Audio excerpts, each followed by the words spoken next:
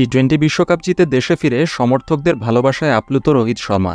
প্রথমে দিল্লি বিমানবন্দরে এবং তারপরে মুম্বাইয়ের ওয়াংখেড়ে স্টেডিয়ামে সংবর্ধনা অনুষ্ঠানে ফিরে তিনি যে আবেগ দেখেছেন তাতে অবাক হয়ে গিয়েছেন ভারতের বিশ্বজয়ী অধিনায়ক। নিজের ঘরের মাঠে কথা বলতে গিয়ে প্রথমেই হার্দিক পান্ডিয়ার নাম নিলেন রোহিত। এই হার্দিককে মুম্বাই ইন্ডিয়ান্সের অধিনায়ক করা নিয়ে কম বিতর্ক হয়নি।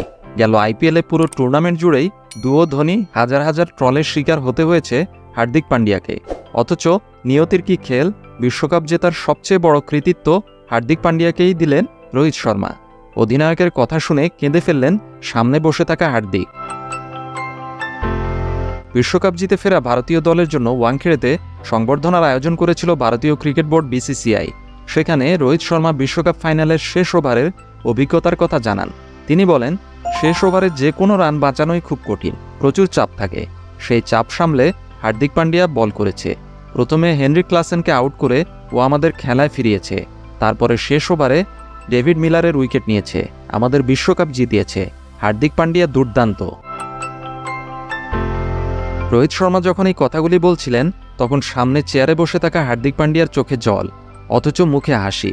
রোহিতের মুখে হার্দিকের প্রশংসা শুনে ওয়াংখেড়ের গ্যালারিও হার্দিকের নামে চিৎকার করে উঠল।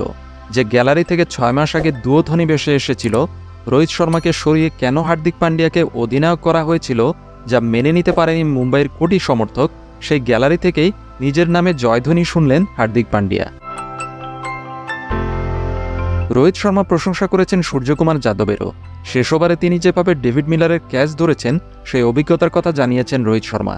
তিনি বলেন, আমি তখন লং অনে ছিলাম, সূর্য লং অফে ছিল। মিলার যখন বলটা মারল কয়েক সেকেন্ডের জন্য মনে হয়েছিল হয়তো ছক্কা হবে, কিন্তু সূর্যকুমার যাদব দুর্দান্ত ক্যাচ ধরল। এটা অনুশীলনের ফসল। যেভাবে ও অনুশীলনে পরিশ্রম করেছে তার ফল পেয়েছে। বিশ্বকাপ ট্রফি দেশবাসীকে উৎসর্গ করেছেন রোহিত শর্মা। তিনি বলেন, আমরা যেমন 11 বছর অপেক্ষা করেছি তেমন দেশবাসীও করেছে। ওরা আমাদের হাতে ট্রফি দেখতে চেয়েছিল, সেই প্রত্যাশা পূর্ণ হয়েছে। এই জয় শুধু আমাদের নয়, দেশবাসীর জয়। 2007 সালে প্রথম টি-20 বিশ্বকাপ জিতেছিল ভারত। এবার অধিনায়ক হিসেবে সেটাই জিতলেন রোহিত শর্মা। আগেরবারও দেশে ফিরে ট্রফি নিয়ে উৎসব হয়েছিল।